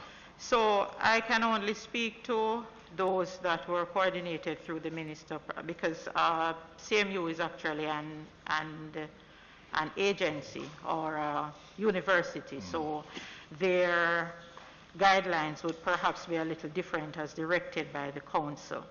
But the areas that are included here: major anniversaries, awards function. There was one that you particularly invited members of Right. persons to a birthday party for the then president of the CMU. Would that fall under any of what you have there? Well, this speaks to major anniversaries. It also speaks to awards and awards function. In And that case, I think it was his birthday. What would your anniversary, so the anniversary is his birthday? Okay, not his employment to the institution. So, member, that was my interpretation when I was asked to arrange this function. So guided by the circular, I would not have thought that there was anything untoward as it relates to what the circular says and the specific activity that was being organized. Because then the CMU then did one for the then minister, and then the ministry then did one for the then president of the CMU. So the Seems party like that was held for the president of the CMU, I believe, Professor Ibrahim could answer to that one, sir. I don't have the full details, but I believe it was in relation to an award, a Man of the Century award that the minister at the time had received from, I think it may have been Jamaica College, that he received that award. So that really would have been coordinated through CMU without our knowledge. I can only speak. That was an award he received in New York. Yes, so he College received Old an Boys. award, Yeah. and I think there was a celebration here to commemorate that award. Which was also, which my memory serves me well, there was a donation from a connected party, which was one of your suppliers to the CMU of some reimbursement of funds that, Right, that was the information, member, if you recall, was outlined by the president in the PAAC in terms of the funding for that activity. and Can we get a copy of the circular or the Yes, copy sir. of the extract that you just Oh, sorry. read yes. for us? It's actually the full circular. Yes, Chairman. Yes, member. Order, could you just get a copy for us? Was that unusual to be having, or this just started as far as the circular having, celebrating anniversaries and different events?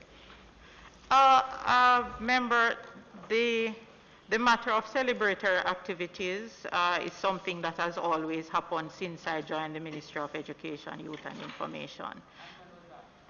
That was in 2009.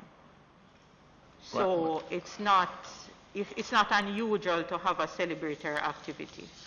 But we make sure we observe the expenditure carefully, and we try to double up as much as possible in terms of the venues that we utilize. So for example, if there's a venue to be used for a particular activity, there is usually some other activity that takes place at the venue so that you would have maximized the payment that you would have made for that particular venue. But it's not an unusual activity. So PS, I mean, how often does the Ministry of Education spend over $400,000 on surprise birthday parties for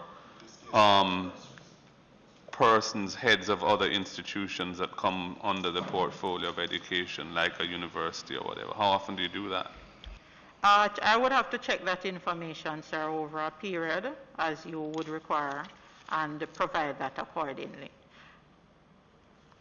I'd be interested to see in the last 5 years how many surprise birthday parties costing over $400,000 for individuals outside the ministry itself, have been held.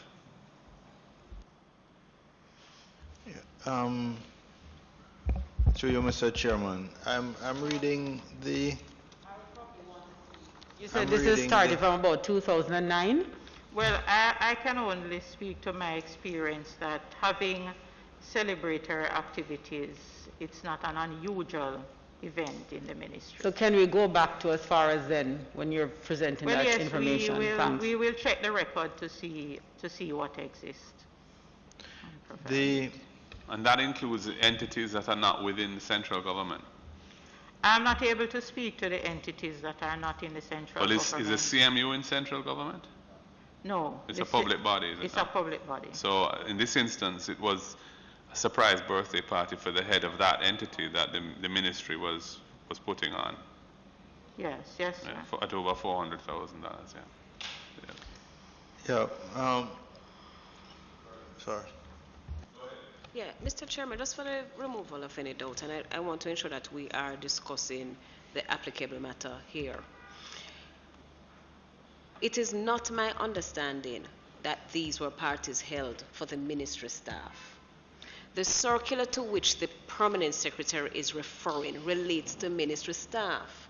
My understanding is that, in fact, I believe there's a guest list for these parties, and it is along that background that the expenditure was questioned. Now, as the permanent secretary rightly indicated, the limit per staff member is 7,000, and I think the threshold goes up to 8,000 dependent on the number of persons. So if you take that into consideration and apply it strictly for one or two of these parties, the payment would not exceed probably 30,000 from the government when you take into consideration government employees to which this circular relates.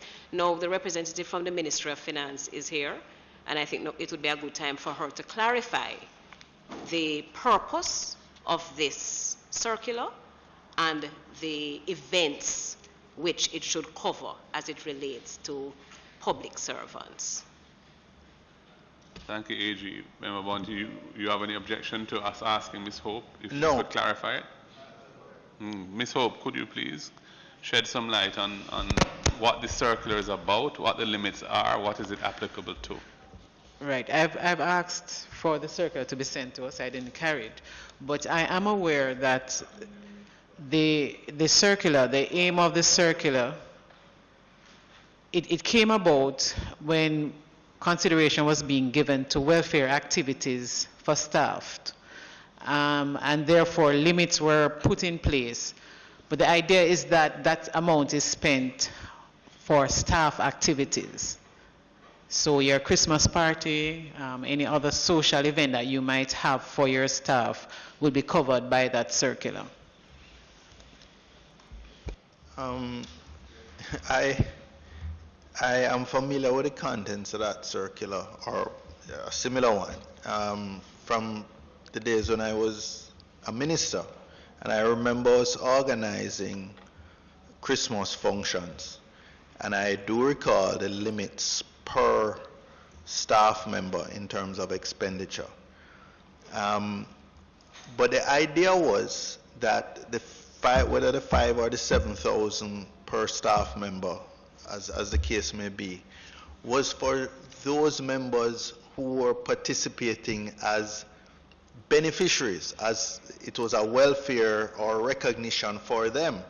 So if we had an awards function or a Christmas function, the per diem expenditure would be based on those who you were recognizing or for whom you were having the function. In this case, the only person who would be the beneficiary, in the sense, of the function would be the president. So a limit of hundreds of thousands would not apply. It would be the same 7,000. It would be the same either 5,000. And it's not even, but even if you extended it to agencies, it really would only be that one person who would be benefiting. So it would be whatever the per capita limit is that would apply. I don't think this circular is relevant at all. And I think it's really a stretch to be trying to use that to justify these parties for senior officials. You know, I must tell you, Mr. Chairman, I feel almost uncomfortable for the PS to be put in a position of trying to defend the indefensible, because this really is, and there is no circular that could support this type of splurging of at taxpayers' expense, these parties and yachts and whatever. I mean, we see a pattern of this. These celebratory dinners for ministers and chairmen of boards and heads of agencies, coming up in many of the reports. Petrojam was a typical example of that. And it is just not provided for in any staff orders or any circular, and it is clearly in breach of government policy, and it is an abuse of taxpayers' funds. I just want to make the point that one of the functions, an appreciation dinner, was for the former permanent secretary. He has not. I think he should be afforded the opportunity to come here and speak to his views on this particular matter, and he was a permanent secretary at a time when some of the activities we've been talking about in the report took place. So I think we should invite him to come before us to speak to some of these issues. Yes, I think that these took place during the time when he was permanent secretary. When did he demit office as permanent secretary, PS? Your predecessor? I believe it is February 2019, sir. Yes. So much of this happened when he was a PS. Yeah. So I think we should afford him that opportunity. So Madam Clerk, if you could please invite him to come to address us on this issue and any other issues that we may wish to question him on relating to the report.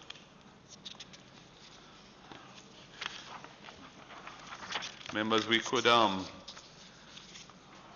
we've reached the next chapter of this, which is human resource management practices. I think, do you want us to try and finish it this after? It's 12:34 now. So perhaps we could just treat this as a convenient time to suspend the review. Any other business? There being no other business, date of next meeting, fortnight, which is a fortnight from now, the 28th, members. The next meeting will be on the 28th of July.